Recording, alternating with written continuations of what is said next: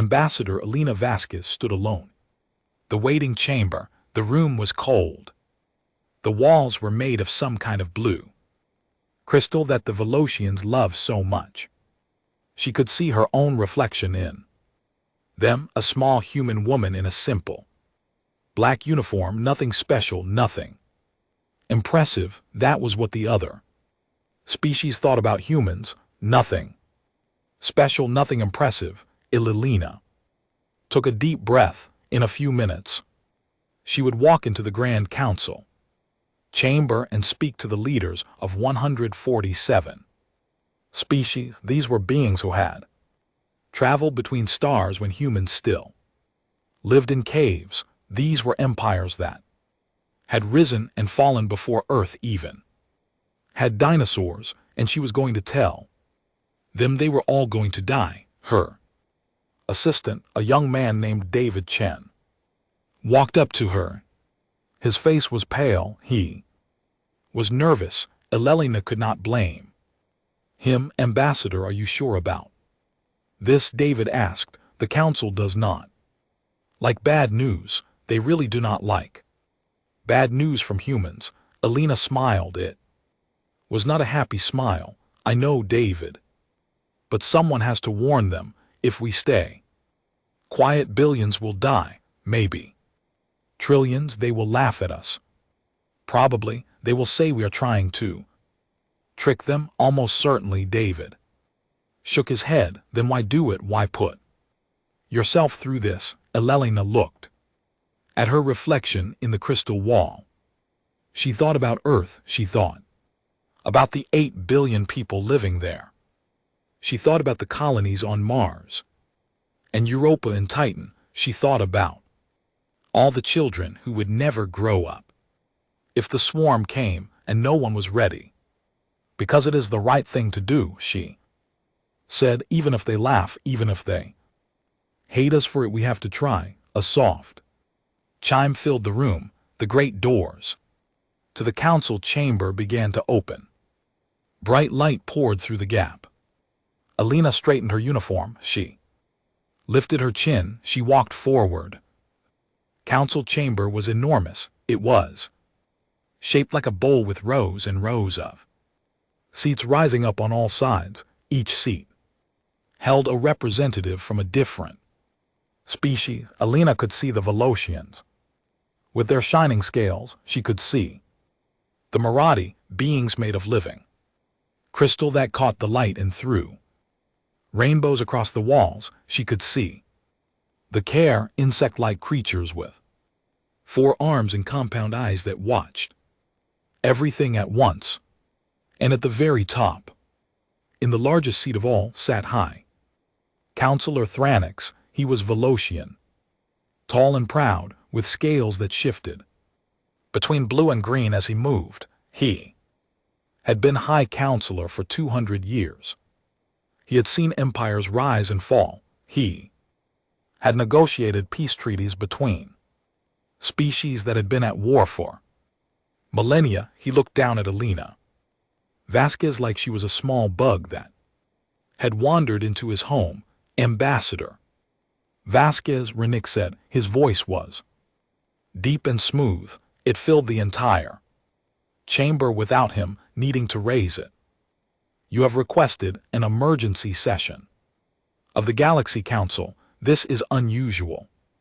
In fact, in the entire history of humanity's membership in the collective, this has never happened before. Elena stepped onto the speaking platform in the center of the chamber. She felt very small. She felt very alone, but she kept her voice steady. Thank you, High Counselor. I would not have asked for this meeting if the situation was not serious. What I am about to tell you concerns the survival of every species in this galaxy. A murmur ran through the chamber. Some of the delegates leaned forward with interest. Others leaned back with obvious boredom. Elena saw one of the Care delegates cleaning its antenna with complete disinterest. She pressed a button on her control pad. Holographic display appeared above her head. It showed a star map of the galaxy. 6 months ago, Alina began our deep space monitoring stations detected an unusual signal coming from beyond the galactic rim. At first we thought it was natural, some kind of cosmic radiation, but then our scientist looked more closely. She pressed another button. The star map zoomed in on a dark region at the edge of the galaxy. Points of red light appeared, thousands of them, then millions. This is the KVTH swarm. The murmur in the chamber grew louder. Alina heard several delegates saying the name to each other. Caveth, Caveth. The word passed through the crowd like a cold wind. I see some of you know that name, Alina said. For those who do not, let me explain. The Caveth are a species of bio ships. They are not like us. They do not build technology. They do not have culture or art or politics. They have only one purpose: to consume. They travel from galaxy to galaxy, eating everything in their path. Stars, planets, entire civilizations. Nothing is left behind. High Counselor Thranks raised one clawed hand. The chamber fell silent. Ambassador Vasquez. The KVTH are a legend, a story told to frighten young hatchlings. There has never been any proof that they actually exist. Alelina nodded. She had expected this response. You are correct, High Counselor, until now, but we have proof. She pressed another button. The display changed to show a recording. It was grainy and distorted, but the image was clear enough. Massive creature, larger than a moon, was wrapped around a star. It was feeding. Tendrils of plasma were being pulled from the star's surface into the creature's body. Around it, thousands of smaller creatures swarmed. Each one was the size of a city. The chamber was silent now. Even the board delegates were paying attention. This recording was captured by one of our long-range probes, Alina said. The star you see being consumed is approximately 40,000 light-years from here, based on the swarm's current speed and trajectory. They will reach collective space in approximately 2 years. She let that sink in. 2 years. It sounded like a long time, but in galactic terms it was nothing. It was tomorrow. We have analyzed the swarm's movement patterns, Alina continued. We have studied the remains of galaxies they have already consumed, and we have developed a plan. She pressed another button. Clear's throat. A new display appeared. It showed tactical formations, weapon specifications, fleet movements. The KVTH are not invincible. They can be hurt, they can be killed. But it requires a coordinated effort. Every species in the collective must work together. We must pull our resources. We must share our technology. And Alina paused. This was the part she knew would cause trouble. We must use weapons that are currently banned under collective law. The chamber exploded with noise. Delegates shouted in a dozen different languages. Some stood up in their seats. Others pounded on their desks. High Counselor Thranks had to strike his ceremonial staff against the floor 3 times before order was restored. Ambassador Vasquez then said, his voice cold, "Are you suggesting that we abandon the peace that has kept this galaxy stable for 10,000 years? I am suggesting that peace will mean nothing if we are all dead," Alina replied. "The Cav do not care about our laws. They do not care about our treaties. They will not stop to negotiate. They will simply eat us." A new voice spoke up. It came from one of the Marathi delegates a being made of purple crystal that chimed as it moved. What weapons are you proposing? Ambassador, Alina took a deep breath. Nuclear weapons, antimatter bombs, kinetic bombardment systems, and a device we call the shout, the noise in. The chamber rose again. Alina heard words like barbaric and savage being thrown around. She heard laughter too. Cruel, mocking laughter. One of the Eldrani delegates, a cloud of yellow gas, contained in a special suit, spoke in a buzzing voice. The humans want to use nuclear weapons. How primitive. We gave up such crude tools 1,000,000 years ago. Those crude tools might be the only thing that can save you, Alina said. More laughter. The care delegate she had seen earlier made a clicking sound that its translator rendered as amusement. Ambassador Vasquez, High Counselor Threen said, I understand that your species is young. I understand that you still carry the scars of your violent past, but the collective has evolved. Beyond such things, we have weapons far more advanced than your nuclear bombs. If the KBTH truly exist, we will deal with them using civilized methods. Alina felt her patience slipping.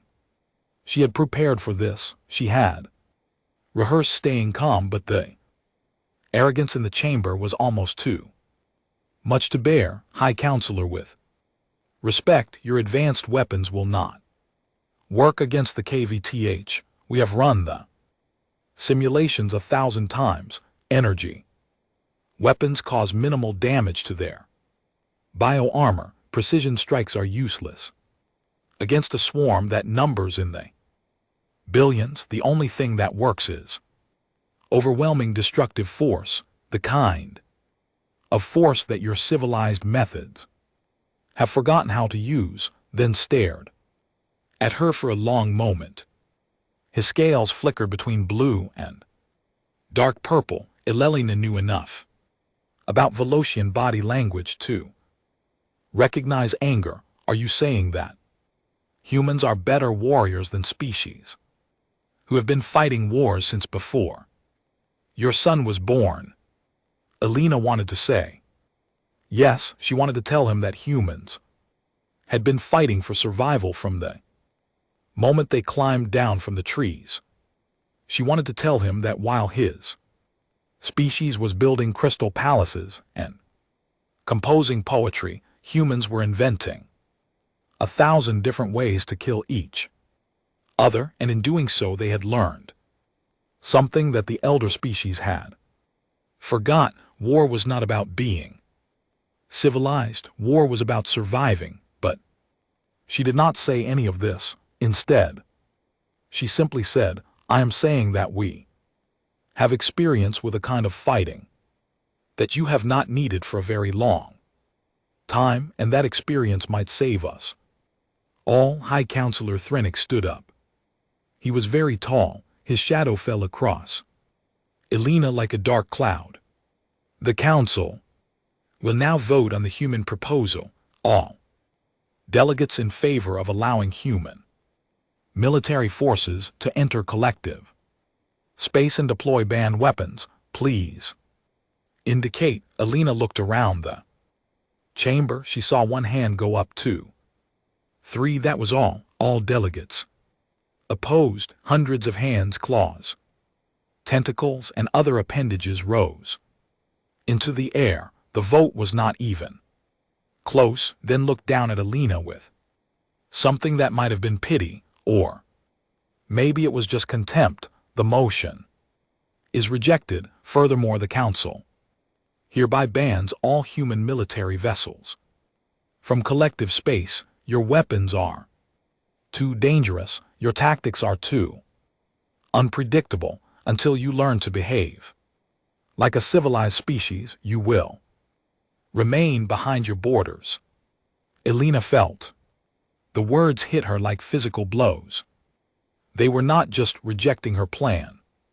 They were imprisoning humanity, locking them away like dangerous animals. Hi, counselor, she said, fighting to keep her voice steady. If you do this, billions will die, perhaps trillions. When the swarm comes, you will not be able to stop it alone. Then made a dismissive gesture with one clawed hand. The swarm, always the swarm, Ambassador Vasquez, your species has been in space for less than 500 years. You have seen nothing, you know nothing. The threats you imagine in the darkness are simply that, imagination. The collective has faced dangers before. We will face them again, and we will do so without your primitive weapons and your savage tactics. He struck his staff against the floor once more. The sound echoed through the chamber like a thunderclap. This session is closed. The delegates began to file out. Some of them glanced at Alina as they passed.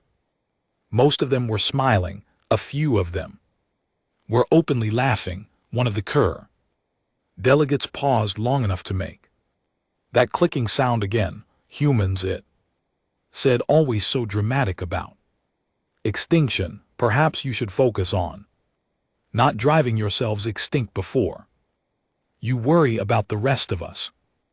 Elelina stood on the platform and watched them leave. She stood there until the chamber was empty. She stood there until the lights began to dim. David Chen was waiting for her in the hallway outside. His face was even paler than before. Ambassador, what do we do now? Elelina was quiet for a long moment. She was thinking about the simulations. She was thinking about the swarm. She was thinking about the billions of beings who had just laughed at her warning. We go home, she said. Finally, we prepare our defenses. We get ready for what is coming. And the collective. Elelina started walking toward the shuttle bay. Her footsteps echoed in the empty corridor. We wait, she said. We watch, and when they finally realize they are wrong, when they finally call for help, we answer. David hurried to keep up with her. You really think they will call? Elena thought about High Counselor Thenix. She thought about his confidence, his arrogance, his absolute certainty that he knew better than the young primitive humans. They will call, she said. The only question is how many will be left alive when they do. She reached the shuttle and stopped at the door. She turned to look back at the council building one last time. It was beautiful, tall spires of crystal and metal reaching toward the sky.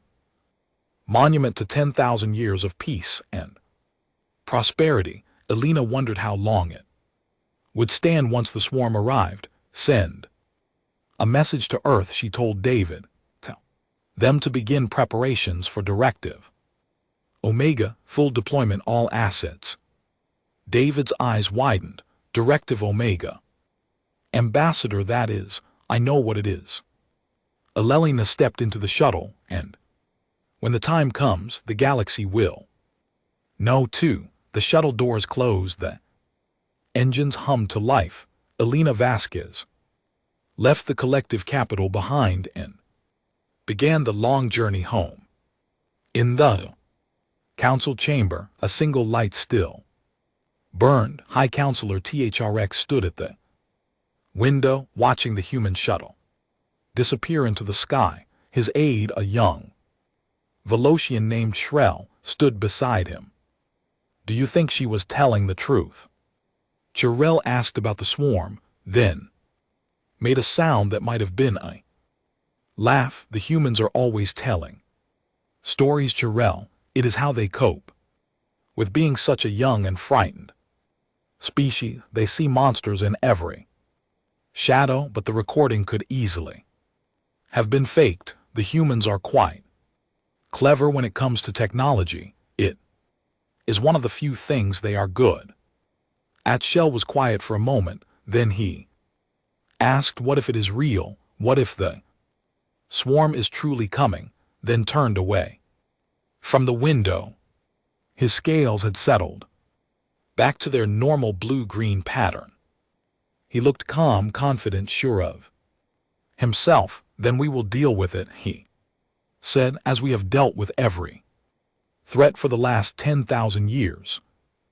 Collective is strong cell. We do not need humans and their barbaric weapons to protect us. He walked toward the door, his ceremonial robes flowing behind him. Come, I have a dinner engagement with the Morathi ambassador.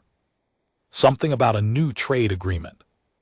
Much more important than human fairy tales. Cell followed his master out of the chamber, but at the door he paused. He looked up at the great dome of the ceiling, at the stars painted therein. Precious metals, somewhere out there, beyond the edge of the galaxy, something was moving, something hungry. Esrel shivered. Then he hurried after High Counselor Thrinks, trying very hard not to think about monsters in the dark, but the monsters were not interested in what anyone thought about them. They were coming, and they were very, very hungry. 6 months passed after the council meeting, 6 months of quiet, 6 months of waiting. On Earth, humanity prepared. Factories that had been sleeping for centuries came back to life. Shipyards that had been building cargo vessels started building warships instead. Young men and women who had never held a weapon began training for combat, but they did it quietly. They did it behind their borders. They did it where the collective could not see, because the collective was watching. After the council vote, they had placed monitoring stations all along human space. They said it was for safety. They said it was to make sure the dangerous humans did not cause trouble, but everyone knew the truth. It was a cage, an invisible prison. Ambassador Alelina Vasquez returned to Earth and spent her days in the command center, buried deep beneath the mountains of Switzerland. She watched the screens. She read the reports. She tracked the swarms movement across the galaxy, and every day she sent one message to the collective government: request permission to assist, awaiting response.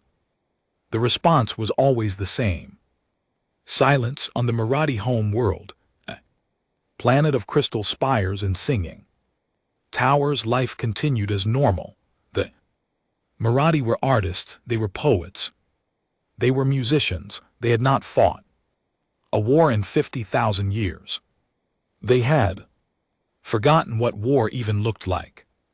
High Chancellor Vexira stood in her garden, watching the twin suns set over the crystal mountains. The light played through the peaks and filled the sky with colors that had no names in any other language. It was beautiful. It was peaceful. It was the last sunset she would ever see. The first warning came at midnight, a signal from the outer monitoring stations. Something was entering the system, something big. How big? Vexira asked her aide. The aide's crystal body flickered with nervous patterns. We are not sure, Chancellor. The sensors are having trouble getting an accurate reading. It appears to be everywhere. Vexira felt a cold sensation spreading through her crystalline form. She remembered the human ambassador. She remembered the recording she had shown. She remembered laughing along with everyone else. She was not laughing now. Contact the collective fleet, she ordered. Tell them we need immediate assistance. The collective fleet was the pride of the galaxy, 2,000 ships from 50 different species, the most advanced technology in the known universe. They had never lost a battle in their entire history. They arrived at the Marathi system in 12 hours. Admiral Crest of Alashan with battle scars from conflicts most species had forgotten. Took personal command, he studied the sensor readings, he analyzed the enemy. Formation, he planned his attack. This will be simple, he told his officers. The swarm is large, but they are primitive. Biohips cannot match our energy weapons. We will cut through them. Like a knife through water, the battle began at dawn. It lasted 17 hours. When it was over, the collective fleet was gone, 2,000 ships reduced to scattered debris drifting through space. Admiral Crest died on his bridge, still shouting orders to ships that no longer existed. His last words were a prayer to gods his species had stopped believing in long ago. The swarm did not pause to celebrate. The swarm did not rest. Swarm simply continued doing what it always did. It fed the crystal cities of the Mara home world shattered under the assault. The singing towers fell silent forever. 8 billion Marathi died in a single day. Their beautiful world was stripped bare, consumed down to the core, leaving nothing behind but a dead rock floating in space. High Chancellor Vexier was one of the last to die. She stood in the ruins of her garden, watching the sky fill with monsters, and thought about the human ambassador. We should have listened, she whispered.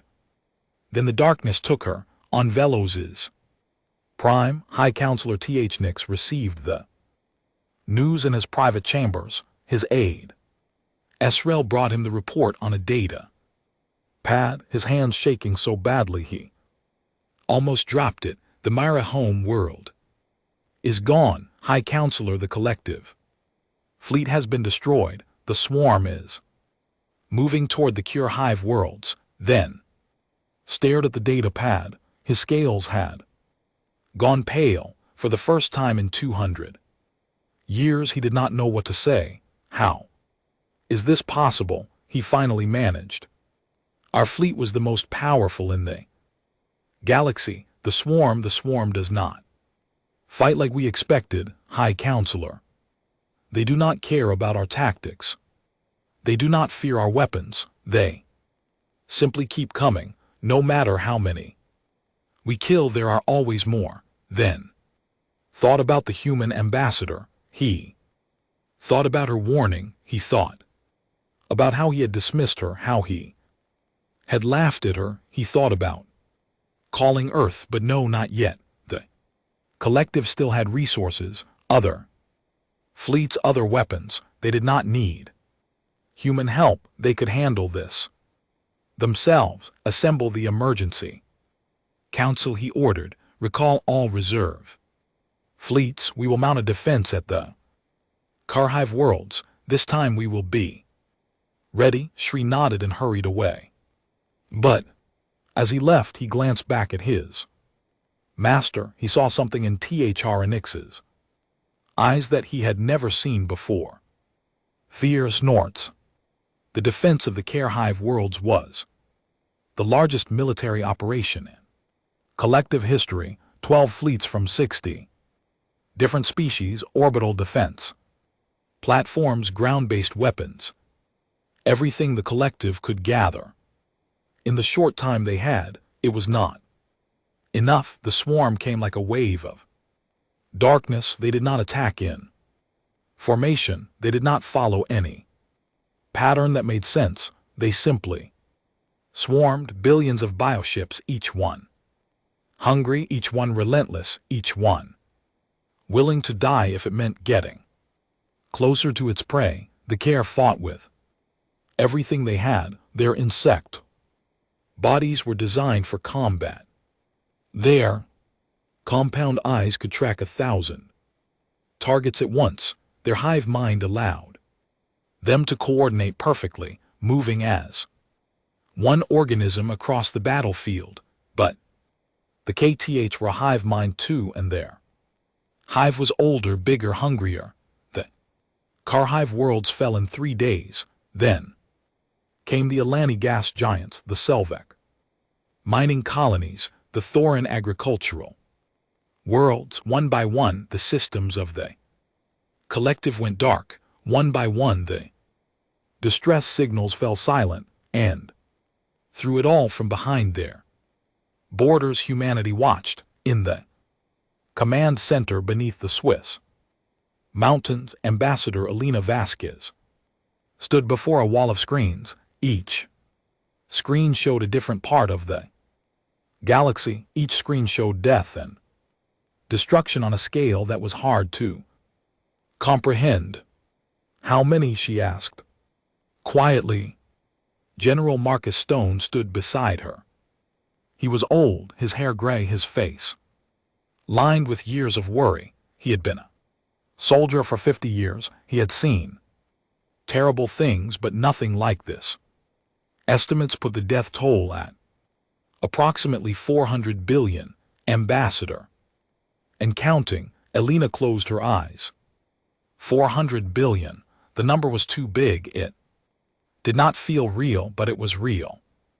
Every one of those numbers had been a living being. Every one of them had had hopes and dreams and fears, and now they were gone. Have we heard from the council? She asked. No, Ambassador. They are still maintaining the ban, still refusing to acknowledge our messages. Elena opened her eyes and looked at the screens again. She watched a planet die. She watched a species disappear. She watched and did nothing because she was not allowed to do anything. Keep sending the message, she said, every day, every hour, if we have to request permission to assist. Awaiting response. Ambassador. General Stone hesitated. Our forces are ready. Directive Omega is standing by. The fleet could be deployed in a matter of hours. Why do we not just go? Why do we wait for permission from people who are clearly losing? Elena understood his frustration. She shared it. Every part of her wanted to give the order to send the fleet screaming into battle, to show the swarm what humanity could do, but she could not, because we are not barbarians, General. No matter what they think of us, we do not invade. We do not conquer. We do not force our help on people who do not want it. If we did, we would be exactly what they fear. Stone shook his head. And if they never ask, if they are too proud, if they let themselves be wiped out rather than admit they were wrong. Elena was quiet for a long moment. Then she said, then they die and we remember and we make sure it never happens again. It was a hard answer, a cold answer, but it was the only answer she had. The weeks passed. The death toll climbed. 500 billion, 600 billion, 700 billion. Species that had existed for 100,000 years vanished overnight. Cultures that had created wonders beyond human imagination were erased. Libraries containing the collected wisdom of countless generations were burned to ash and scattered to the void. And still the collective did not call.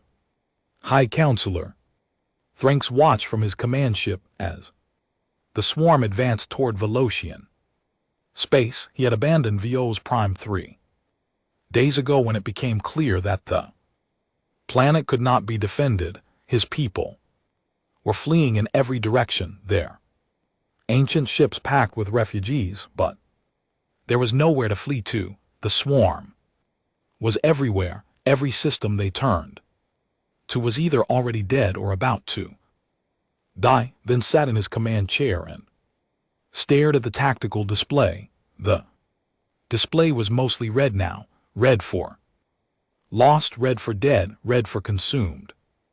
There was almost no blue left. Shell approached him carefully. The young aide had aged a decade in the past few weeks. His scales were dull and cracked. His eyes were hollow. High Counselor, Humans are still sending messages. Then, did not respond. They say they are ready. To help, they say their fleet is standing by. They just need us to ask. Still no response. High Counselor, then. Please, we have to do something. We are running out of options. We are running out of time. Then finally looked at his aide. For a long moment he just stared at him. Then he laughed. It was not a happy laugh. It was the laugh of someone who had lost everything and had nothing left but bitter amusement. Do you know what I told them when the human ambassador came to us with her warning? I told her that humans were young and frightened, that they saw monsters and shadows, that we had faced greater threats and survived. He looked back at the tactical display. I was so certain, so proud, so stupid. Shri waited. The humans tried to save us. Then continued. They came to us with proof of the danger. They offered their help, their weapons, their lives, and we laughed at them. We banned them. We locked them away like criminals. He stood up from his chair. He was still tall, still imposing, but something had broken inside him, something that would never be fixed. Open a channel to Earth. Shri's eyes widened. High Counselor, do it before I change my mind. The connection took several minutes to establish. When Ambassador Vasquez appeared on the screen, she looked exactly the same as she had 6 months ago. Calm, professional, patient. High Counselor Thranks, she said, this is unexpected. Then tried to speak. The words caught in his throat. He had spent 200 years giving orders, making decisions, leading his people.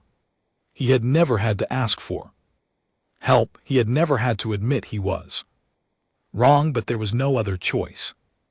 Ambassador Vasquez, he said, his voice was rough. We require assistance. Alina nodded. She did not gloat. She did not remind him of how he had treated her. She simply said, what do you need? Everything, anything. The swarm is approaching the Thesser system. Our remaining forces are regrouping there for a final stand. But we do not have enough ships. We do not have enough weapons. We do not. He stopped. He took a breath. We do not know how to fight something like this. But you do. You always did. Elelina was quiet for a moment. Then she said, Directive Omega is already en route.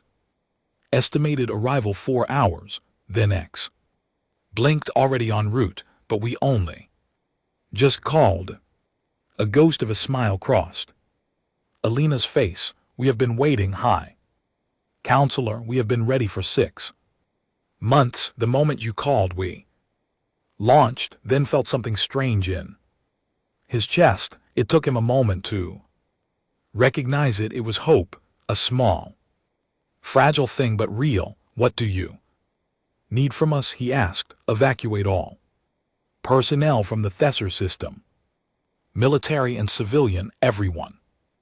Evacuate, but that is where our fleet is gathering. That is where we plan to make our stand. I know that is also where the swarm's main fleet is heading, and when we arrive, you do not want to be anywhere nearby. Then thought about arguing. Old habits were hard to break. But then he looked at the tactical display again. He looked at all the red.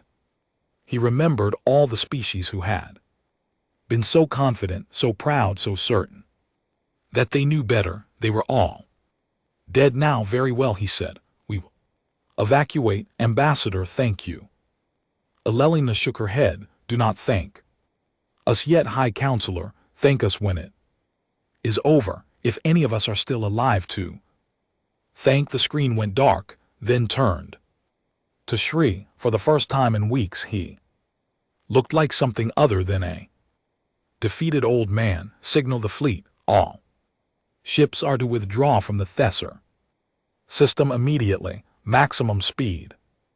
Cheryl hesitated, but High Counselor, if we withdraw, the swarm will have a clear path to the inner systems. There will be nothing to stop them. Thranks looked at the stars through the viewport.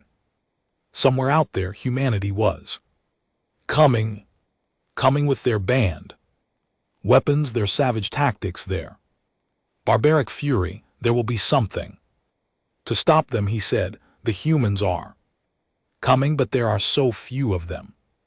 How can they possibly fight the entire swarm? Thrness remembered the human ambassador. He remembered her quiet confidence, her refusal to be intimidated, her absolute certainty that she was right. He had thought it was arrogance. Now he understood it was something else entirely. It was experience. I do not know how they will fight, he admitted, but I know this.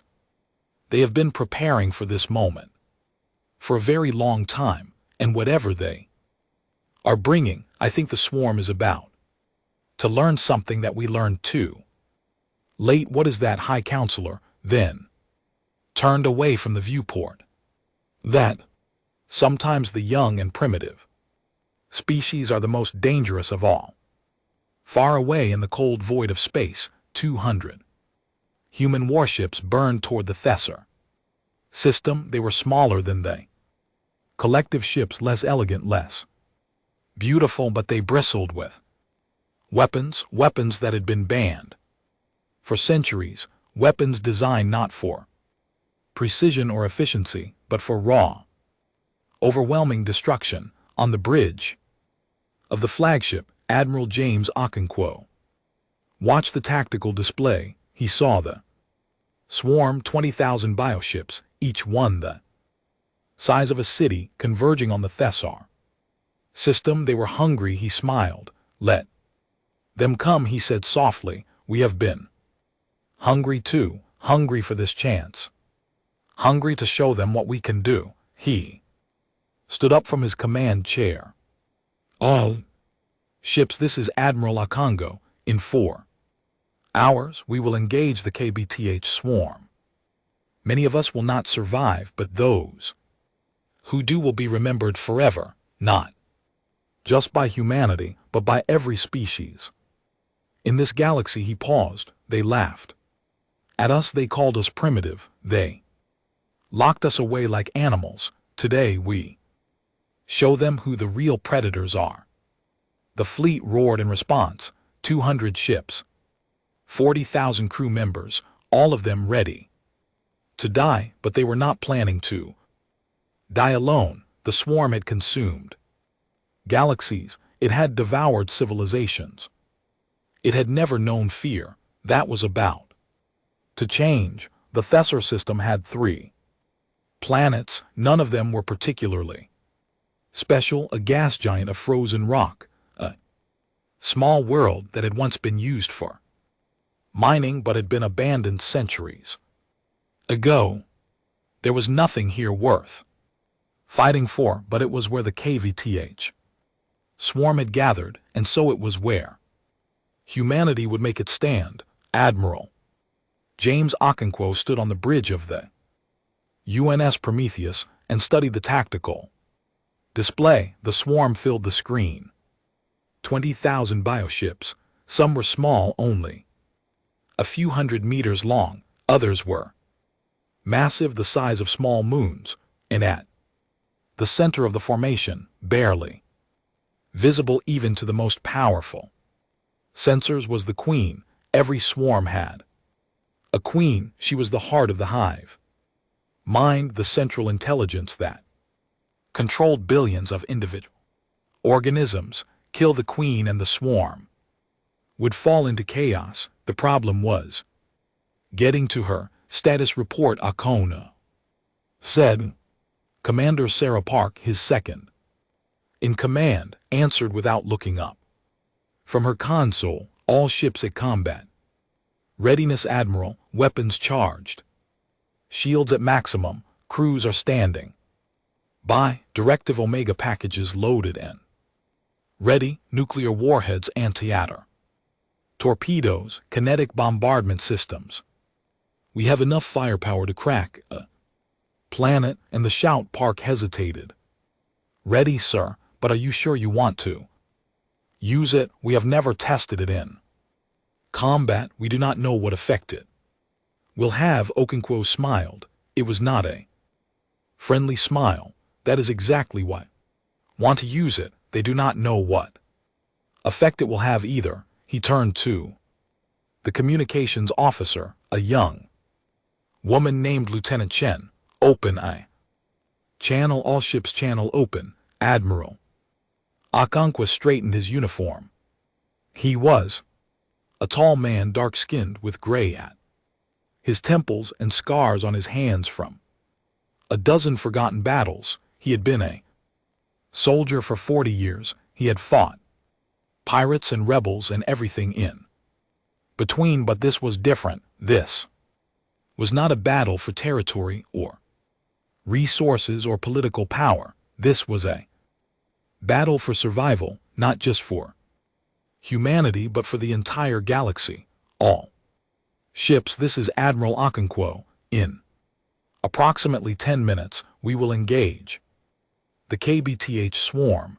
I'm not going to lie to you. Many of us will not survive this day. The enemy outnumbers us 100 to 1. They are bigger than us, faster than us, and they have been consuming civilizations for longer than our species has existed. He paused. But we have something they have never faced before. We have humanity. We come from a world that tried to kill us every day.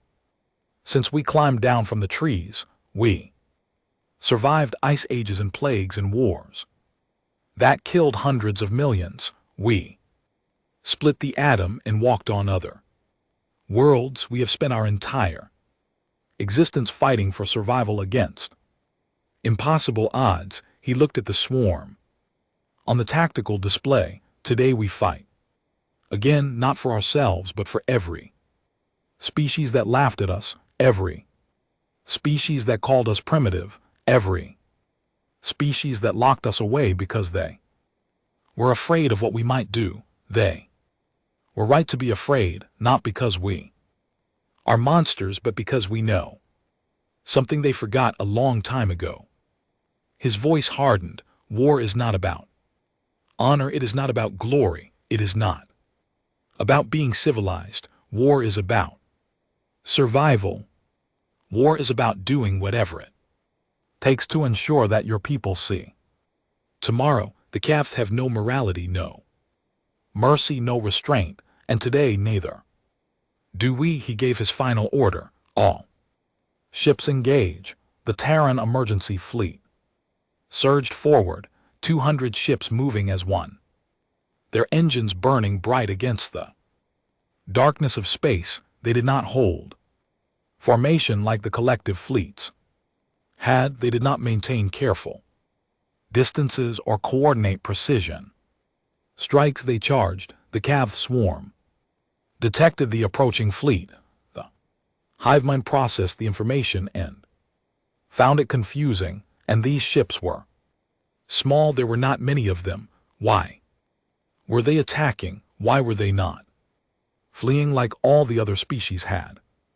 The swarm did what it always did. It turned to consume. 20,000 bioships oriented toward the human formation. They began to move slowly at first, then faster, their mouths open, their tendrils stretched out. They were hungry. The first human missiles launched at a distance of 1,000,000 km. The swarm did not recognize them as a threat. The collective had used missiles too, precise, elegant weapons designed to hit specific targets, easy to dodge, easy to absorb. These missiles were different. The first wave hit the front of the swarm and detonated. Nuclear fire bloomed in the void, not precision strikes against individual ships, but massive explosions designed to destroy everything within a 1,000 km radius. The KVTH screamed. 100 bioships died in the first second. Then 100 more, then 1,000. The chain of explosions spread through the front ranks of the swarm like a disease, each detonation triggering the next, each blast adding to the carnage. On the bridge of the Prometheus, Admiral Okonkwo watched the tactical display. Update: red dots disappearing, blue numbers climbing, first wave impact. Confirmed, enemy casualties estimated 1,200 in climbing, 1,200 out of 20,000. It was a start, launch, second wave. Kinetic bombardment, the Prometheus shuddered as her rail guns fired, simple metal rods, each 1 meter long, accelerated to nearly the speed of light. They had no warheads, no explosives, they did not need any. At that velocity, a metal rod carried more energy than a nuclear bomb. The kinetic rounds punched through the swarm like needles through flesh. They did not stop when they hit a bio ship. They continued straight through, leaving massive holes in their wake, and slammed into the ships behind them and the ships behind those. One rod killed 17 bioships before its momentum finally stopped. The swarm was confused. This was not how warfare worked. The other species had attacked with energy weapons, lasers and plasma bolts and particle beams, weapons that could be absorbed or reflected or dodged. These humans were not using energy weapons. They were using matter, simple, brutal, physical matter, and it was killing the swarm in ways they had never experienced. But the swarm was still the swarm. It had numbers, it had hunger, it had 1 billion years of evolution, designed for one purpose: consumption. The bioships that survived the initial assault pushed forward. They surrounded the human fleet, coming from every direction at once. Their tendrils reached out, grasping for the small metal ships that had hurt them so badly. The first human ship to die was the UNS Jakarta, a destroyer. 150 crew members, a massive bioship, wrapped around her and began to squeeze. The hull crumpled like paper, but as the Jakarta died, she fired one last shot. Single antimatter torpedo aimed directly into the mouth of the creature that was killing her. The explosion vaporized both ships and everything within 100 km. Captain Rodriguez of the Jakarta left a final message: tell my family I love them and tell the swarm they can choke on our bones. More human ships began to fall. The swarm was adapting, learning how to avoid the nuclear explosions, how to dodge the kinetic rounds. They came in waves, overwhelming the human defenses through sheer numbers. But for every human ship that died, it took 10 bioships with it. On the bridge of the Prometheus, alarms were blaring. The tactical display was chaos. Crew members were shouting reports that Okonkwo could barely hear over the noise. Enemy ships approaching from Vector 379, shields down to 40%. The Delhi is gone. The Singapore is taking heavy damage. Akon stood in the center of it all, calm as a statue. He had known this would happen. He had planned for it. Navigator, take us into the heart of the swarm. Full speed. Commander Park spun around. Sir, that is suicide. Maybe, but we are not here to survive, Commander. We are here to win. The Prometheus lurched forward, her engines screaming as she plunged into the densest part of the swarm. Biohips swarmed around her, their tendrils scraping against her hull. Warning lights flashed on every console. But Okonkwo was not looking at the biohips. He was looking at the center of the formation, at the Queen. There she Is, he said softly, the heart of the beast. The queen was massive, 10 km long, her body covered with armored plates and pulsing organs. She hung in space like a dark goddess, surrounded by her children, watching the battle with 1,000 eyes. She had never been afraid in a billion years of existence.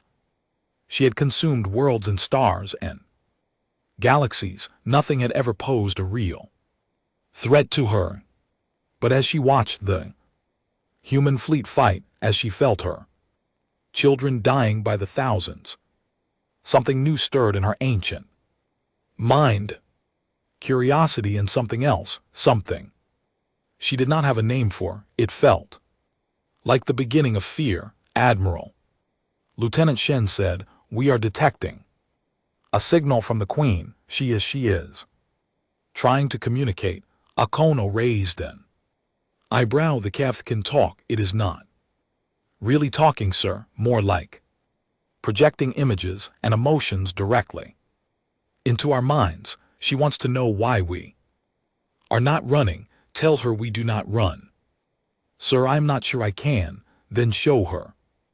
Akono pressed a button on his command console. All ships, this is Admiral Akinquo. Prepare to deploy the shout.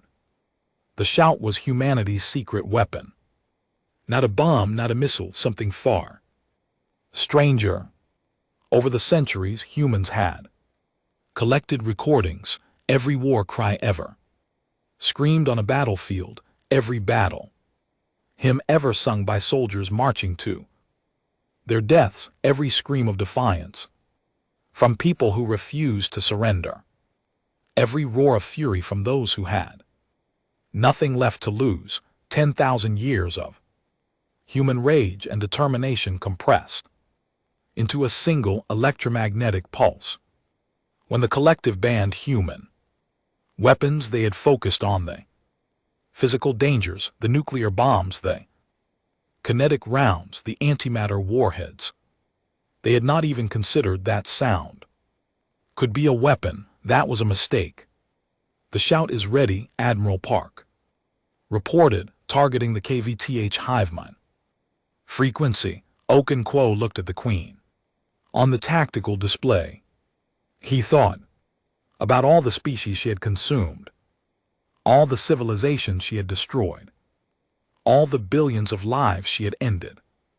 Fire, the Prometheus broadcast the signal. Every ship in the fleet amplified it and rebroadcast it. The sound wave expanded outward at the speed of light, carrying with it the concentrated fury of humanity. The Queen heard it first. It hit her mind like a physical blow. Suddenly her consciousness was filled with screaming. Not the screaming of the dying, which she had heard countless times. This was different. This was the screaming of those who refused to die. She saw images, humans fighting with sticks and stones against animals that should have killed them, humans building walls against floods and earthquakes and volcanic eruptions, humans dragging themselves through ice and fire and poison to reach safety. She saw wars, millions of humans slaughtering each other over land and resources and ideas. She saw cities burning. She saw bodies piled higher than mountains.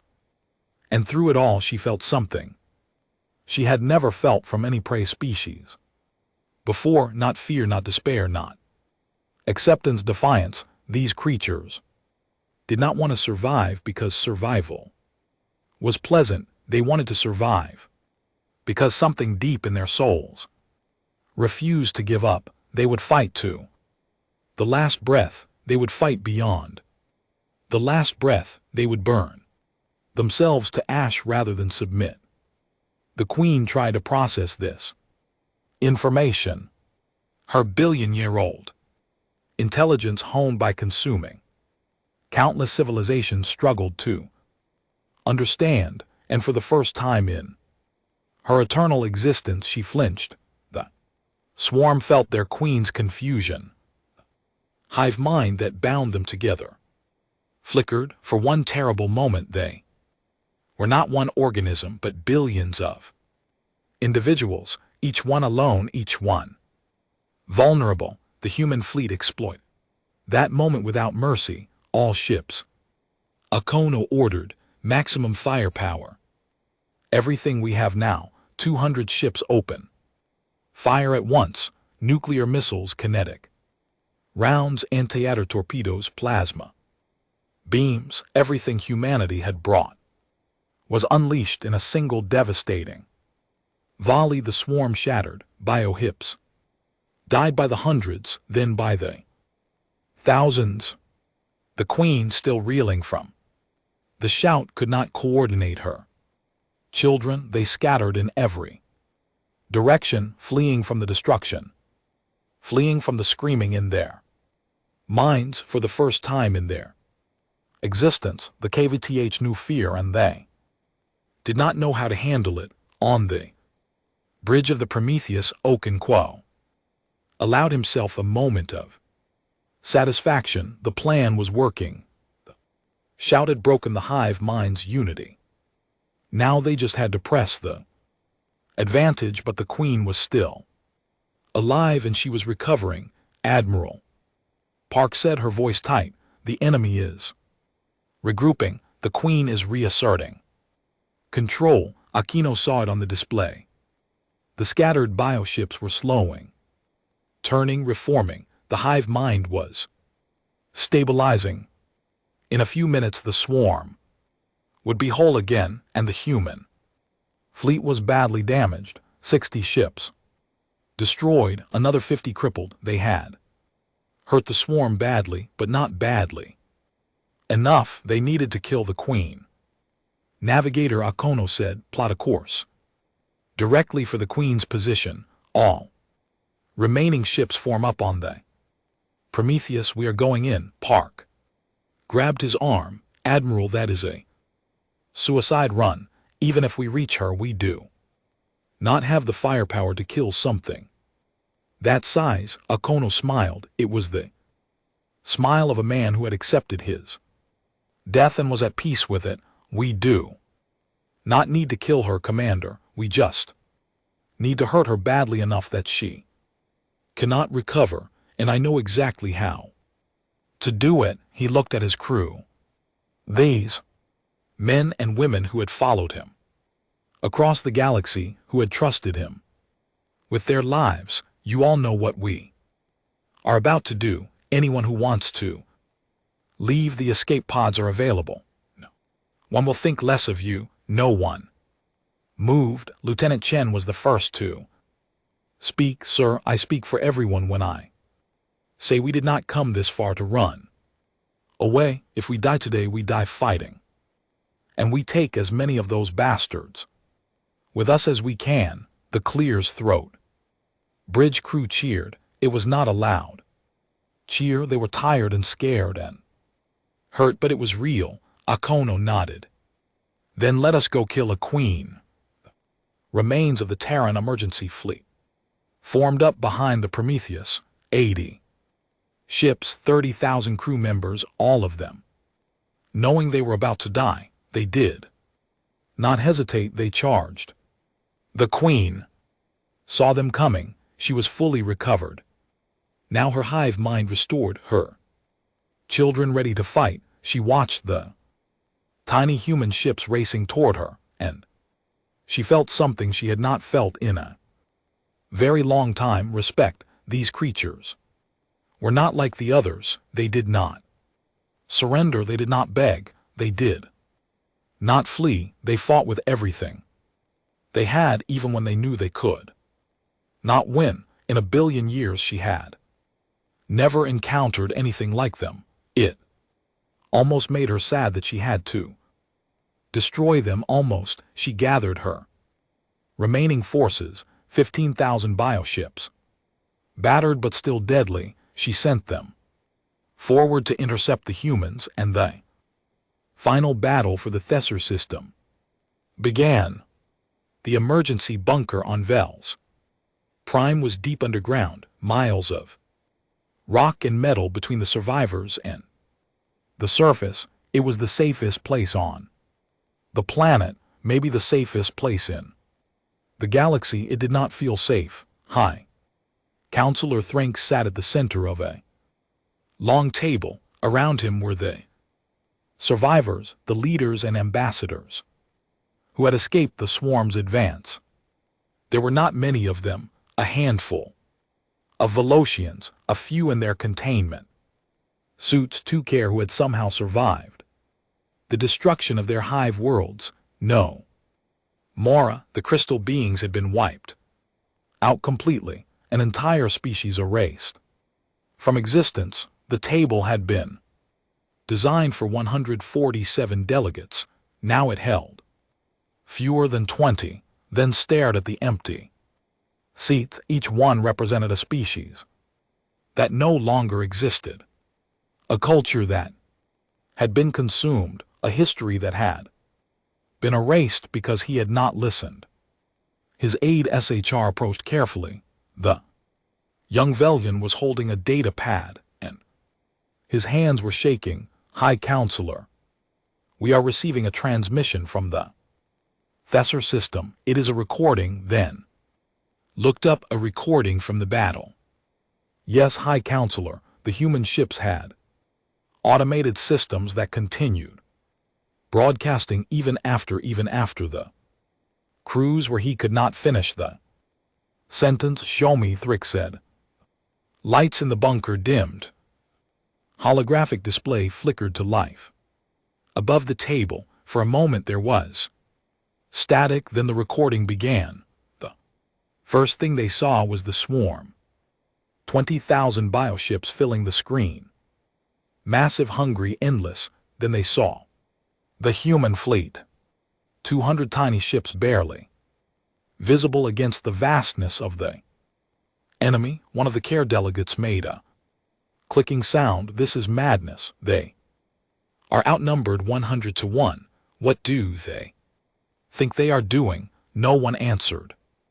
They just watched. The human ships began to move, not retreating, not taking defensive positions. They were charging straight at the swarm. What are they doing? The care repeated. That is not tactics, that is suicide. The first missiles launched. The recording showed them streaking toward the swarm, small dots of light against the darkness. Then they detonated, the bunker filled with blinding light, the delegates shielded their eyes as nuclear fire bloomed across the screen. Not one explosion, not 10, hundreds, thousands. When the light faded, the front of the swarm was gone.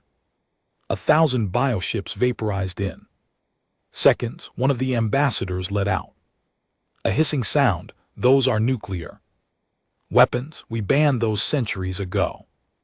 They banned them. Another delegate corrected. We banned them. The recording continued. The human fleet pushed deeper into the swarm. More missiles, more explosions.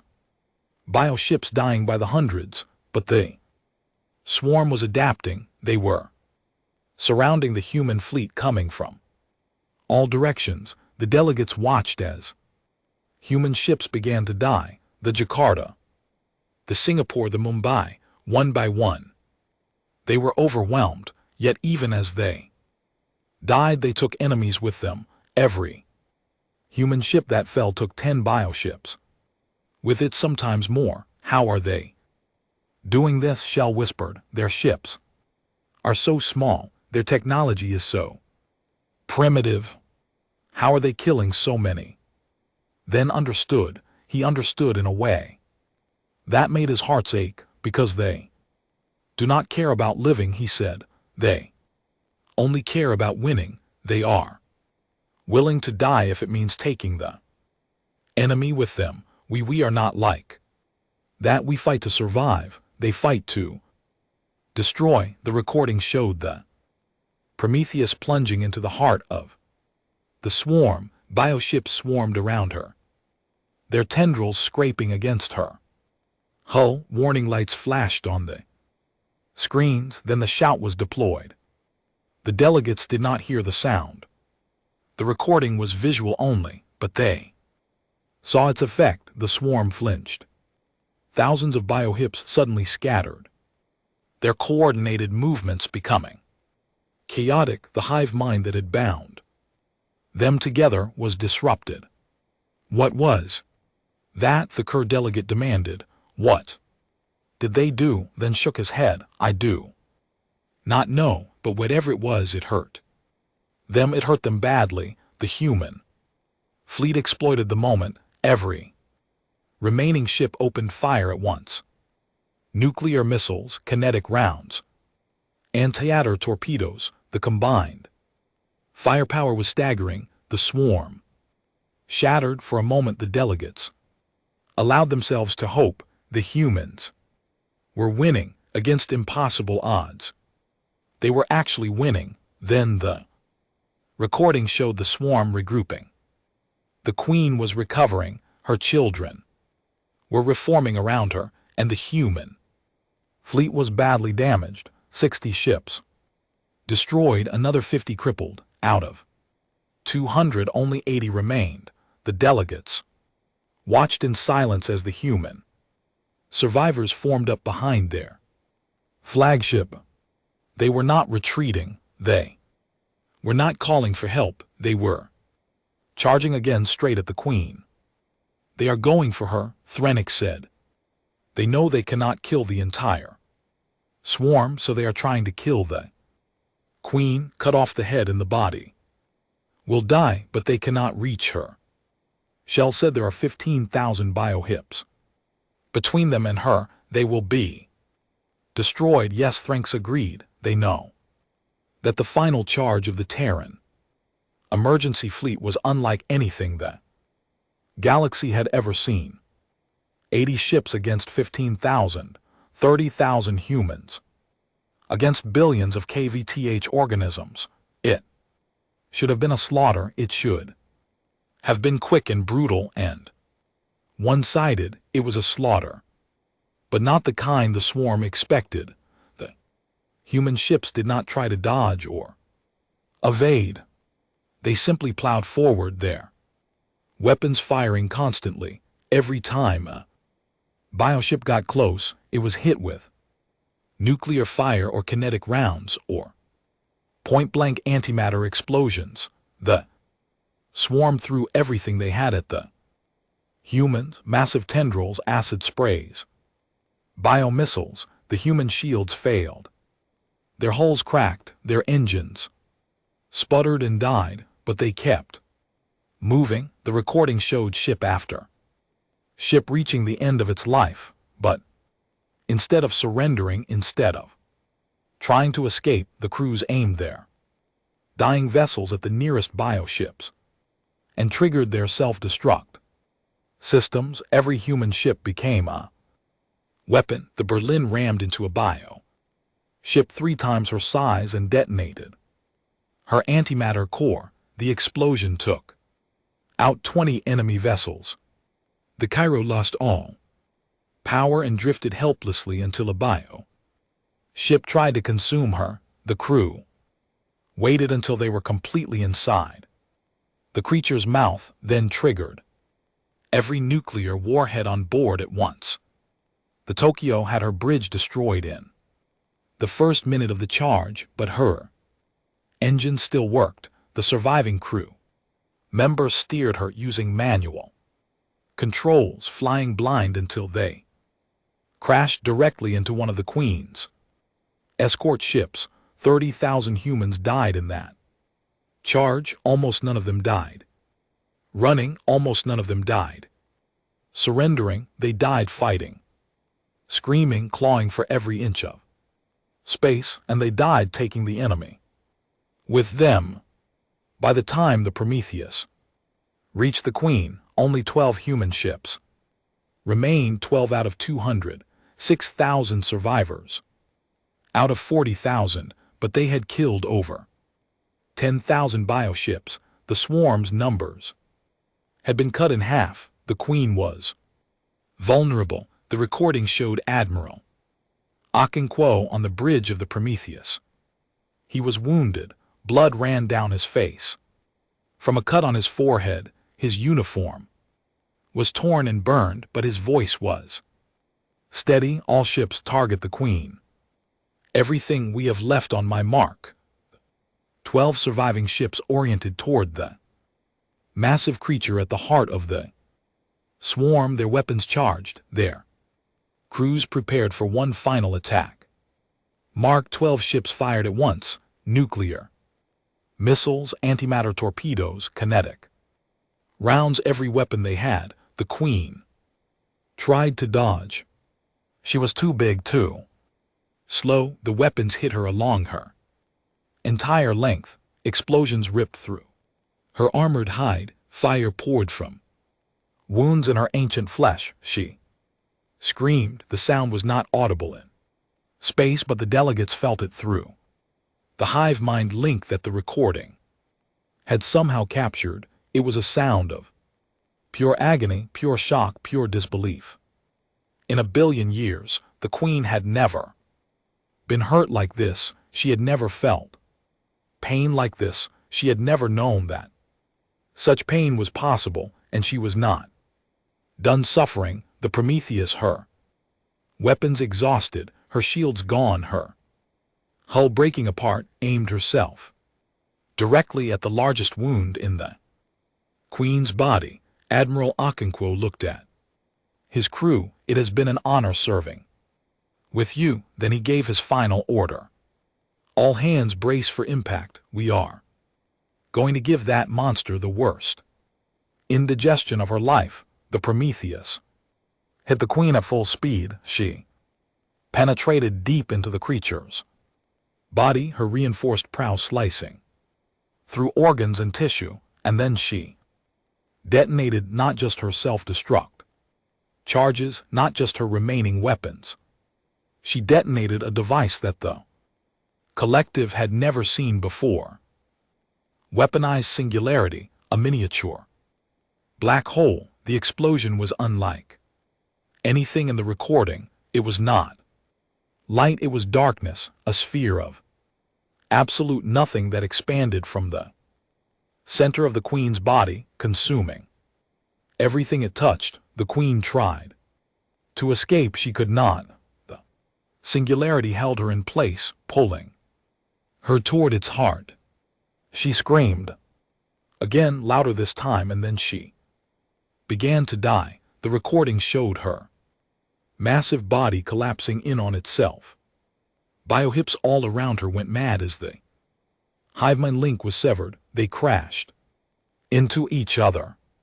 They fled in random directions. They simply stopped moving. Their controlling intelligence gone. The Queen of the Calf Swarm, the eternal devourer, the consumer of galaxies, died in the Thesser system. She died with a human ship buried in her heart. The recording showed the aftermath, the scattered remains of the swarm, leaderless and confused, the debris of human ships drifting through space, the slowly fading singularity that had killed the Queen, and then a voice, damaged and distorted but recognizable. Command.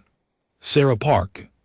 This is Commander Park of the what is left of the Terran emergency fleet. The Queen is dead. The swarm is broken. We have won a pause. Admiral Okonkwo is gone along with most of our people. Human casualties 63%. Enemy casualties 100%.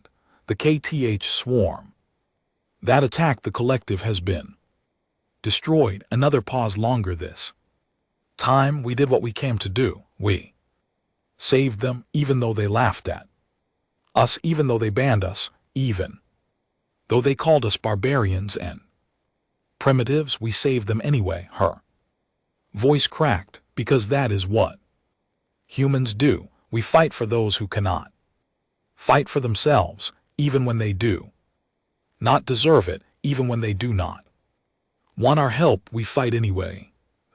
Recording ended. The bunker was silent. 20 delegates sat in darkness, staring at The empty display, Thranks was the first to move. He stood up slowly, his old body aching, his heart's pounding. They sacrificed 63% of their fleet, he said. For species that laughed at them, no one responded. 25,000 humans died today. They died fighting creatures that most of us believed were legends. They died using weapons we banned, tactics we called barbaric, and they won. He looked around the table at the empty seats, at the survivors, at the shame on their faces. I called them young. Clear's throat frightened, primitive. I told them they saw monsters in shadows. I was so proud of our ancient civilizations, our advanced technology, our peaceful ways. He laughed bitterly. And when the real monsters came, it was not our ancient civilizations that stopped them. It was not our advanced technology. It was not our peaceful ways. It was humans, humans with their nuclear bombs and their savage tactics, and their absolute refusal to die. Quietly, a new voice spoke up, calm, controlled, familiar. You are correct, Counselor, though I would not say we refused to die quietly. We simply refused to die without a fight. Everyone turned. Ambassador Elena Vasquez stepped out of the shadows at the edge of the bunker. She had been there the entire time, watching the recording with them, then stared at her. Ambassador, how long have you been here? Long enough. She walked toward the table, long enough to hear. You finally understand what we tried to tell you 6 months ago. Gel stepped forward angrily. You had no right to be here. This is a private meeting of collective survivors. Elelina looked at him with something that might have been pity. Young one, there is no collective anymore. The collective died when the swarm consumed it. What you have now is survivors, refugees, and you will need to decide very quickly what you want to do next. Then raised a hand to silence his aide. What do you mean? Elelina pulled out a data pad. The queen is dead, but the swarm is not. There are other queens, other fleets. They are out there in the dark between galaxies, and they will eventually learn what happened here. When they do, they will come to investigate and to avenge. The delegates exchange frightened looks.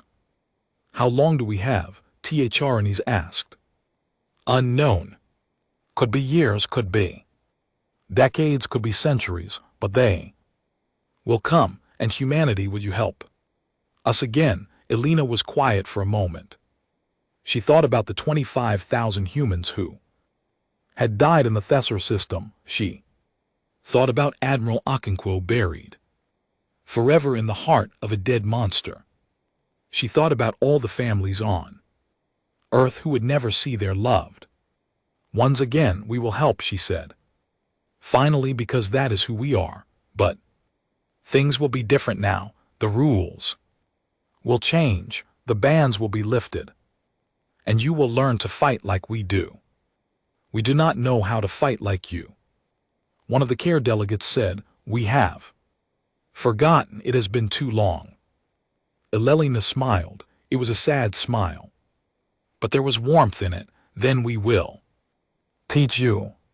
We have 10,000 years of experience in violence, in survival, in doing whatever it takes to see tomorrow. We did not want to share that knowledge with you. We hoped you would never need it. She looked at the empty display where the recording had played. But you need it now, and we will give it to you.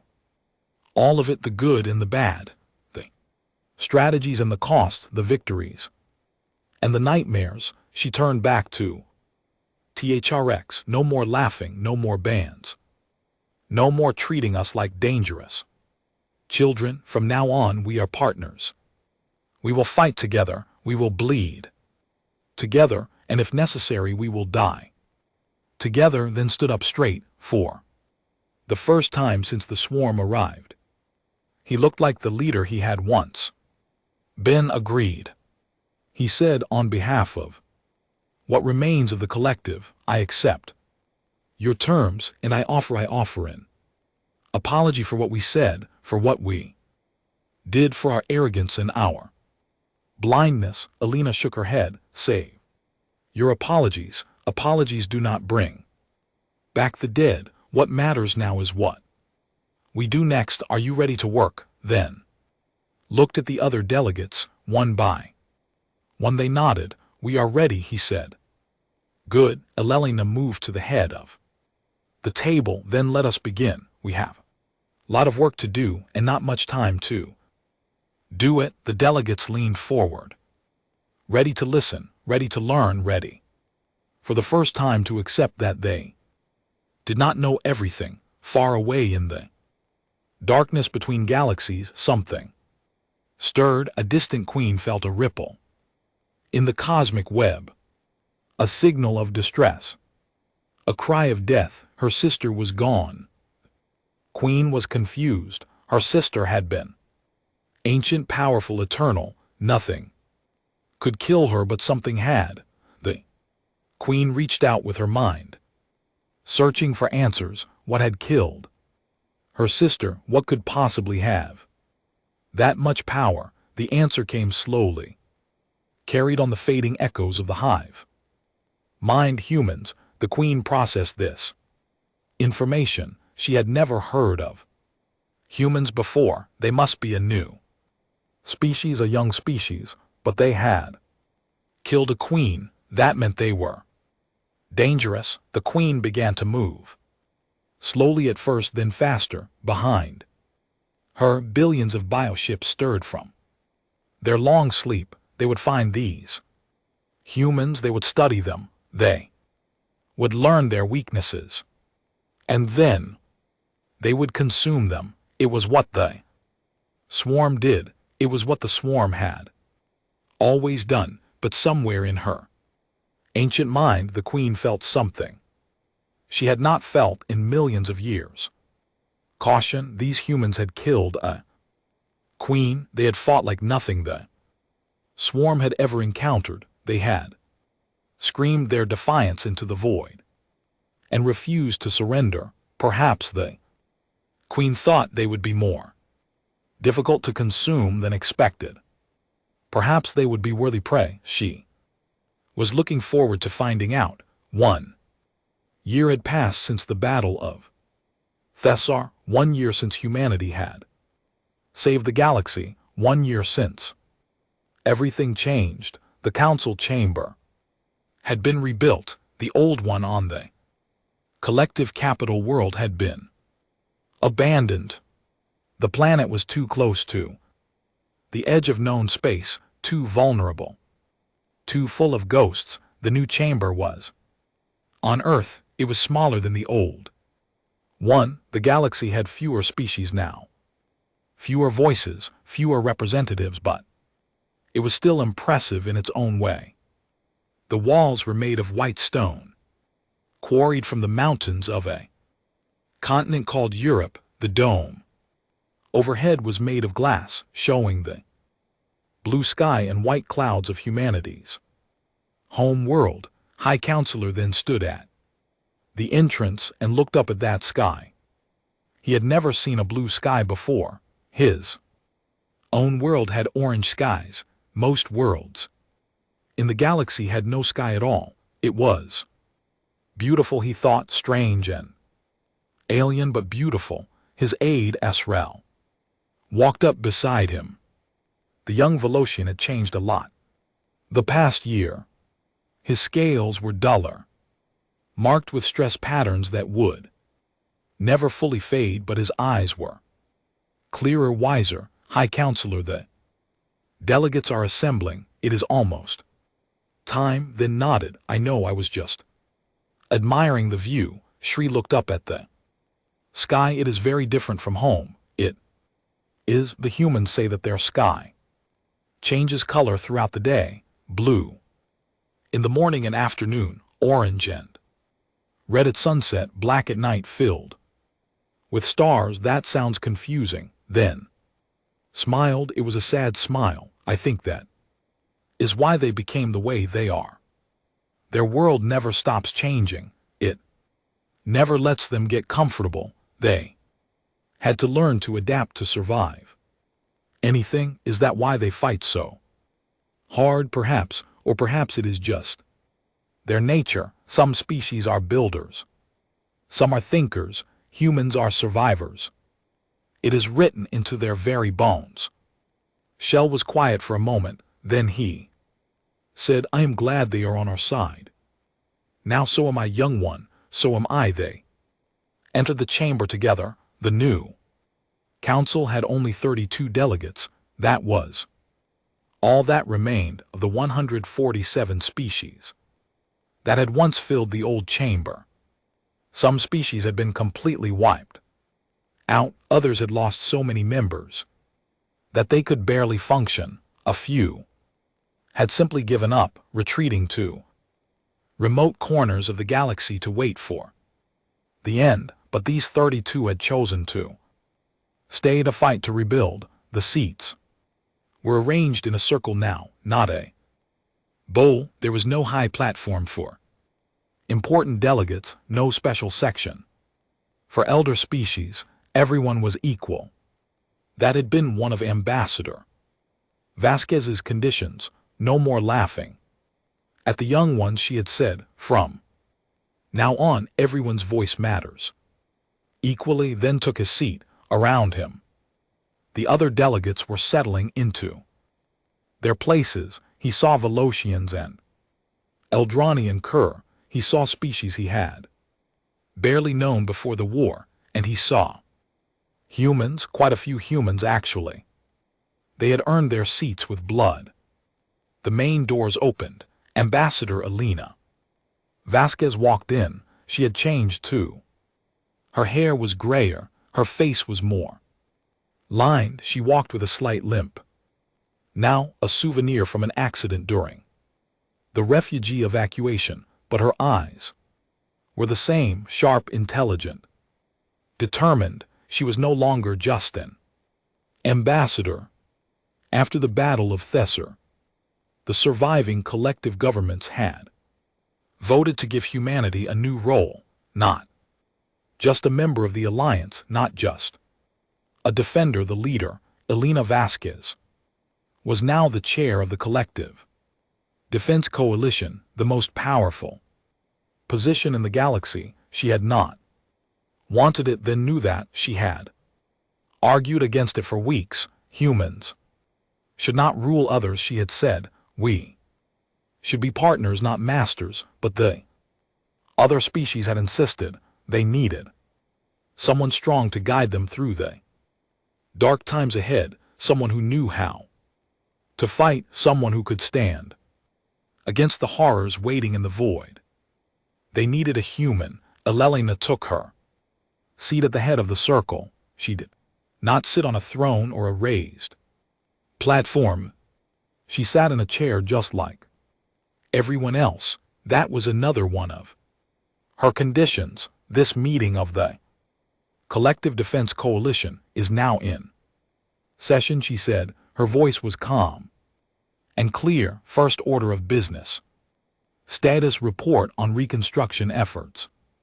A KUR delegate stood up. Her compound eyes glittered in the chamber's soft light. Production facilities in the KUR sectors are operating at 60% capacity. We expect to reach full capacity within 2 standard years. Military shipyards are being rebuilt according to human specifications. Human specifications. Another delegate asked, what does that mean? The Care clicked her mandibles. It means our new ships will carry nuclear weapons, kinetic bombardment systems, antimatter warheads, and the shout projection array. Several delegates shifted uncomfortably. The shout was still a sensitive topic. Many species found it disturbing that sound could be weaponized, that rage and defiance could be turned into a weapon. But they had seen what it could do. They had watched The recording of the Battle of Thessar. They had seen the swarm flinch. They were learning to appreciate the disturbing things. Elelina nodded. Good, what about training programs? Velocian military officer stepped forward. He was younger than Thranks, with bright green scales and eager eyes. Human instructors have been assigned to all major militaremies. They are teaching our officers what they call unconventional warfare, guerrilla tactics, psychological operations, scorched earth strategies, and how are the students responding? The officer hesitated. It is difficult for some of them. The concepts go against everything we were taught that war should be clean, precise, honorable. Humans teach that war should be won at any cost. Some of my students have had breakdowns, another officer added. Aldrani, his gaseous body swirling with anxious colors. The simulations are too intense. The scenarios are too brutal. They cannot handle it. Elelina's expression did not change. Then they should find other jobs. We do not have time for soldiers who cannot handle reality. The next swarm is coming. It will not care about our comforts. The chamber was silent. Several delegates looked away. They knew she was right. They just did not like hearing it. Then stood up slowly. All eyes turned to him. If I may speak, Chair Vasquez. Elelina nodded. Of course, High Counselor. Then X looked around the chamber at the 32 delegates at the empty seats where 115 more should have been sitting. 1 year ago I stood in a different chamber and listened to a human tell us that we were all going to die. I laughed at her. We all laughed at her. We called her primitive, fearful, paranoid. We told her that our ancient civilizations and advanced technology would protect us. He paused. We were wrong. Our ancient civilizations burned.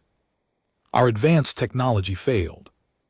Everything we believed in was swept away like dust in a storm. And when the darkness came, when the monsters emerged from the void, it was not our wisdom that saved us. It was human fury. He walked to the center of the circle. I want to propose a motion. I want us to preserve the recording of the Battle of Thessar, not just in one archive, but in every archive, on every world, in every language, forever. Aldrani delegate spoke up. For what purpose, High Counselor? It is a painful memory. Many of us lost friends and family in that battle. That is exactly why we must preserve it. Then said, not as propaganda, not as a celebration of violence, but as a reminder of what happens when we become too comfortable, too proud, too certain that we know everything. He turned to face Elena. We laughed because we had forgotten what it means to fight for survival. Humans never forgot. They came from a world that tried to kill them every day. And they won. When we told them their methods were too violent, we were not protecting civilization. We were protecting our own illusion that violence was beneath us. Elelina listened without expression, but then saw something flicker in her eyes. Recognition, perhaps, or appreciation. He continued, your species carries a burden that we abandoned long ago. Willingness to become monsters so that others do not have to. You walked into the fire for us, you burned for us, and now you carry scars that will never fully heal. He bowed his head. In Velian culture, it was the deepest form of respect. We can never repay what you have done, but we can remember, and we can make sure that our children remember, and their children, and their children. Until the end of time, the chamber was silent. Elelena stood up slowly. She walked to the center of the circle. Facing Thranks, we are not monsters. Counselor, we are just the ones who remember that the universe does not care. If you are civilized, it only cares if you survive. She looked around at the delegates. All of you had peaceful societies once, beautiful cultures, great art and philosophy and science. You thought you had moved beyond violence, beyond war, beyond the primitive need to fight and kill and survive at any cost. She shook her head. You were wrong. Violence is not something you move beyond. It is something you prepare for, something you hope you never need, but when you do need it, when the darkness comes and there is nothing left but teeth and claws and desperate fury, you had better be ready. She reached out and placed her hand on Then's shoulder. It was a human gesture of friendship, of connection. We will teach you how to fight, not because we want you to become like us, but because we want you to survive, because somewhere out there in the dark between galaxies, more swarms are waking up. More queens are rising, and they are all very, very hungry. A Kerr delegate raised one of her forearms. Chair Vasquez, I have a question. Ask. You said the universe does not care if we are civilized, but you also risked everything to save us. You sacrificed 25,000 of your people for species that had mocked and banned you. That seems like caring. Elelena smiled. It was a complicated smile, sad and proud and tired all at once. We do care. That is the paradox of humanity. We are capable of terrible violence, but we choose to use it to protect others. We could have stayed behind our borders. We could have watched you die and then prepared our own defenses. Some of our leaders argued for exactly that. She looked down at her hands, but we did not, because we believe that strength is not just about fighting. It is about knowing when to fight and who to fight for. We fight for those who cannot fight for themselves, even when they do not deserve it, even when they do not want our help. She raised her eyes again, looking at each delegate in turn. We are not heroes. We are not saviors. We are just stubborn. Too stubborn to let the darkness win. Without a fight, too stubborn to give up on people who laughed at us, too stubborn to die quietly.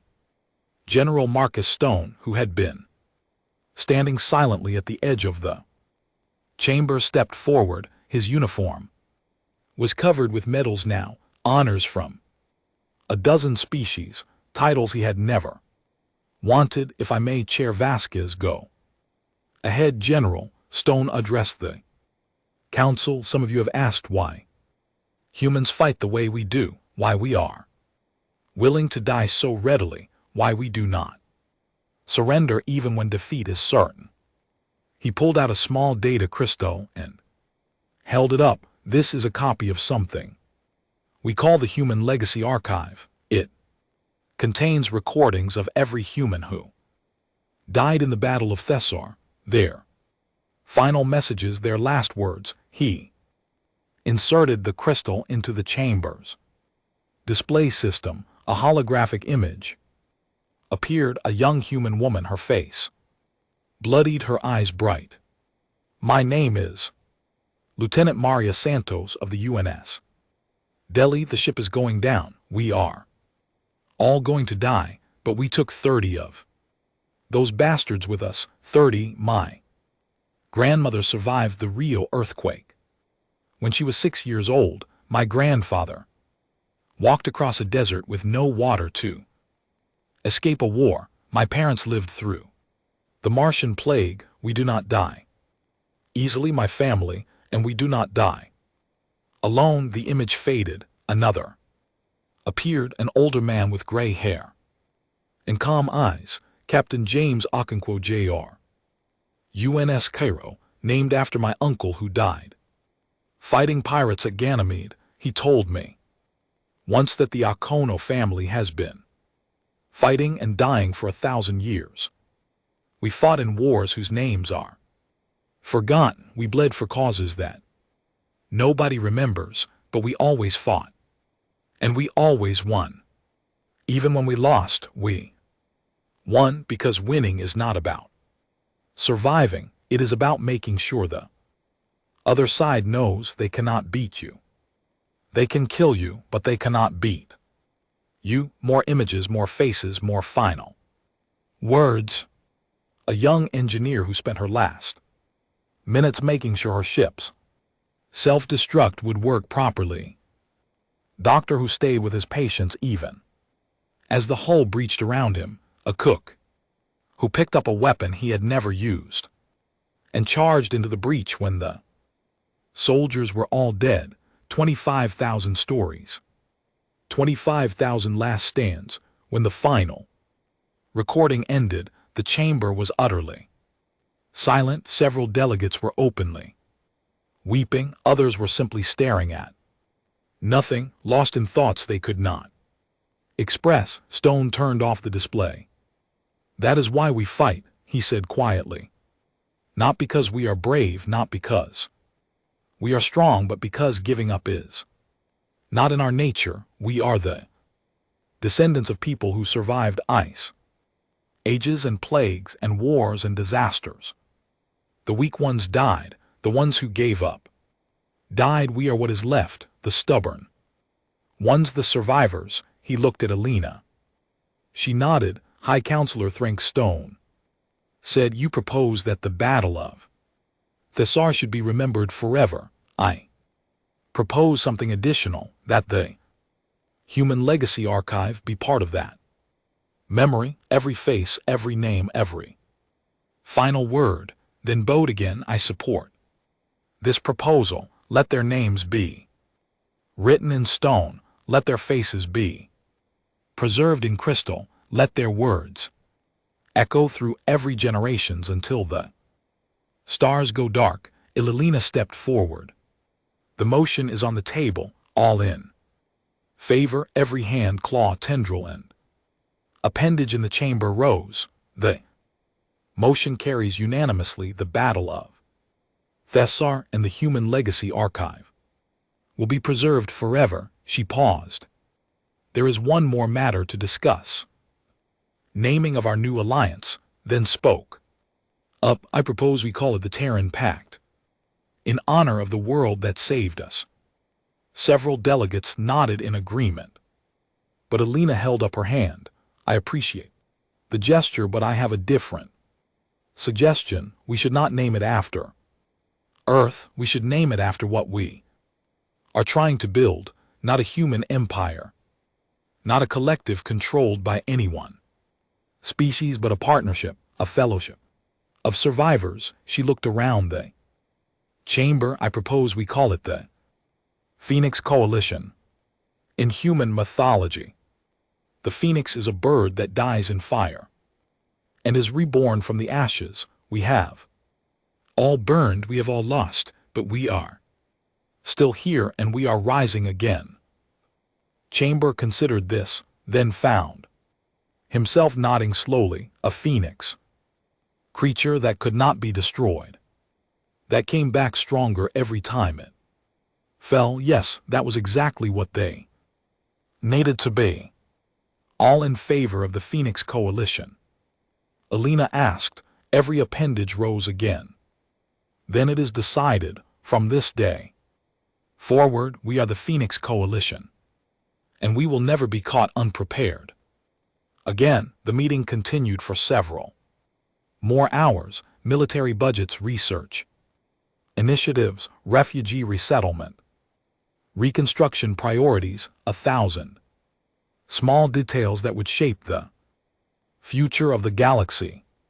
When it was finally over, the delegates filtered out of the chamber. Most of them went to dinner, meetings, or working sessions. Work never really stopped anymore.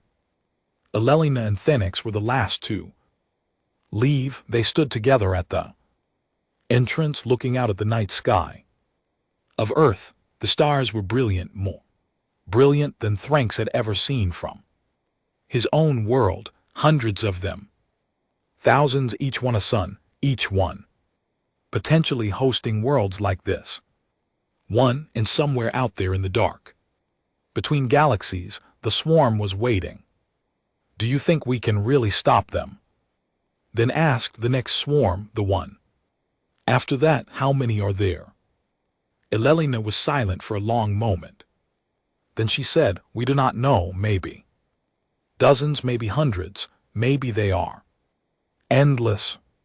Maybe they will keep coming until the universe ends. That is not a comforting thought. No, it is not, but it does not matter. Then looked at her.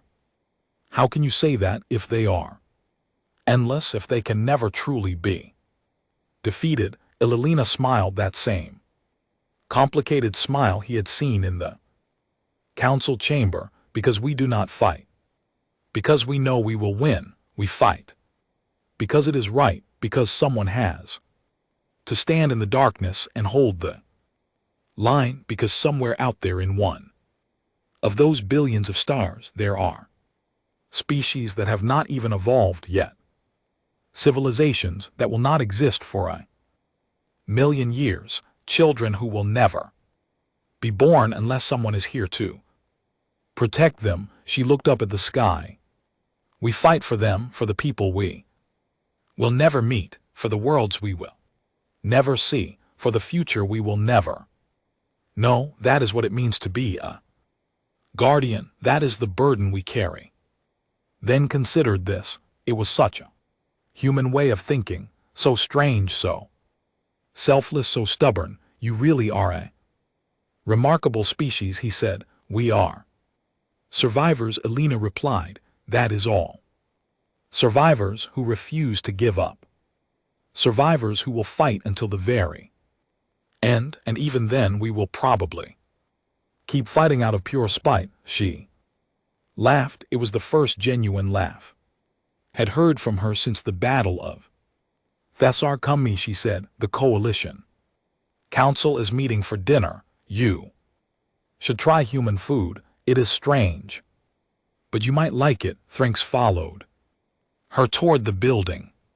Behind them, the stars shone cold and bright in the endless dark. Somewhere out there, monsters were waiting, but here on Earth, in this chamber built of stone and glass and hope, the survivors were preparing. The Phoenix Coalition was rising, and the galaxy would never be caught unprepared again. Far away at the edge of known space, a monitoring station detected a faint signal. It was weak, barely perceptible, the kind of thing that old instruments might have dismissed as cosmic background radiation, but the new instruments were better, humanized, built to catch exactly this kind of anomaly.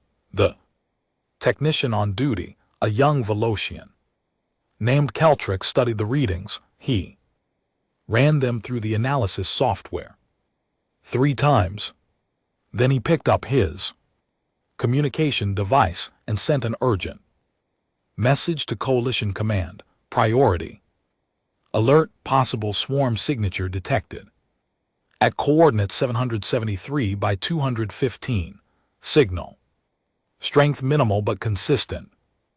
Recommend increased surveillance of sector. The message was received, analyzed, forwarded to the appropriate authorities on Earth. General Stone read the report and nodded grimly. They are coming, he said to his aide. Not yet, not soon, but eventually. Should we inform the council, sir? Stone shook his head.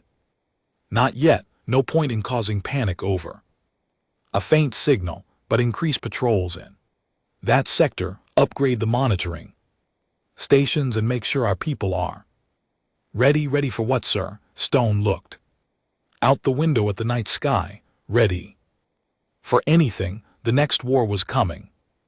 It might be years away. It might be Decades, but it was coming, and when it did, the Phoenix Coalition would be ready, because that was what survivors did.